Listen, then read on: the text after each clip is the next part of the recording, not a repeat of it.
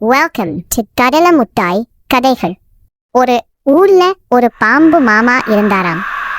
அந்த பாம்பு மாமாவுக்கு கண்ணு கொஞ்சம் கம்மியா தெரியுமா. ஆனா அவர் அதை ஒத்துக்கவே மாட்டாராம்.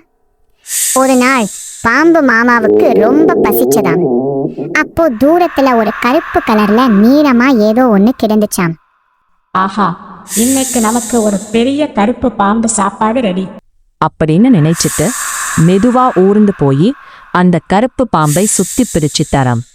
அப்படியே இறுக்கி பிடிச்சுக்கிட்டு, கருப்பு பாம்பே, உன்னை விட மாட்டேன். அது பாம்பு இல்லையாம், தோட்டத்துல தண்ணி ஊத்துற பிளாஸ்டிக் பைப்பு.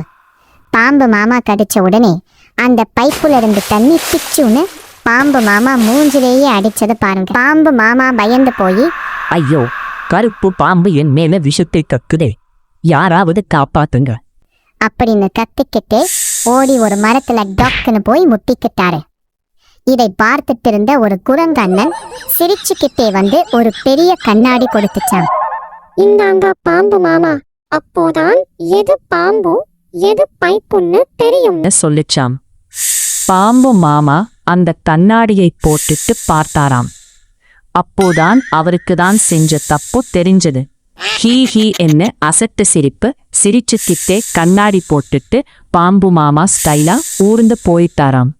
நீதி அறியாமை ஆபத்தானது. கதை உங்களுக்கு பிடிச்சிருந்தா மறக்காம நம்ம கடலை முட்டாயி கதைகளுக்கு சப்ஸ்கிரைப் பண்ணிடுங்க. அடுத்த கதையில பார்க்கலாம். Bye bye.